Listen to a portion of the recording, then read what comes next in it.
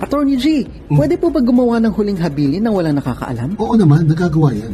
Meron tayong dalawang paraan na para gumawa ng huling habilin o tinatawag nating last will and testament. Yung una, yung tinatawag nating notarial will. Ito yung karaniwang ginagawa ng abogado, pinipirmahan mo sa harap ng abogado, nagno-notaryo siya sa harap mo, at kinakailangan mo ng dalawang testigo. Hindi ko masyadong nire-recommenda to unless napakalaki ng ari-arian mo at nag-aaway-away yung mga anak mo at mga kamag-anak mo. Yung pangalawang pamamaraan, yung pinakabagay sa nakararami nating kababayan. Ito yung tinatawag nating holographic will o handwritten will. Napakasimple nitong gawin kasi tatlo lang ang requirements niya. It has to be completely written, dated, and signed by the testator. Ang kagandahan dito, pwede mo itong gawin sa kahit anong language o dialect na alam mo. Pwede mo rin siyang huwag ipaalam sa kahit kanino kasi as soon as masulat mo siya, pwede mo siyang ilagay sa isang sealed envelope at iwanan mo sa isang katiwala mo na walang interes sa mga ari-arian mo. At napakadali mo siyang palitan kung nagbagong isip mo kasi wala kang ibang gagawin kung di punitin ang naunang ginawa mo at magsulat ka ng bago. At kahit makalimutan mo siyang punitin, hindi ka pa rin madedehado kasi kahit marami kang naisulat na huling habilin, ang susundin lang ng batas ay yung huling habilin mo na may pinaka-latest na date. Ang paggawa ng last will and testament ay malaki ang naitutulong upang mabawasan ang awayan at gilian ng magpapamilya pag pumanaw ka na.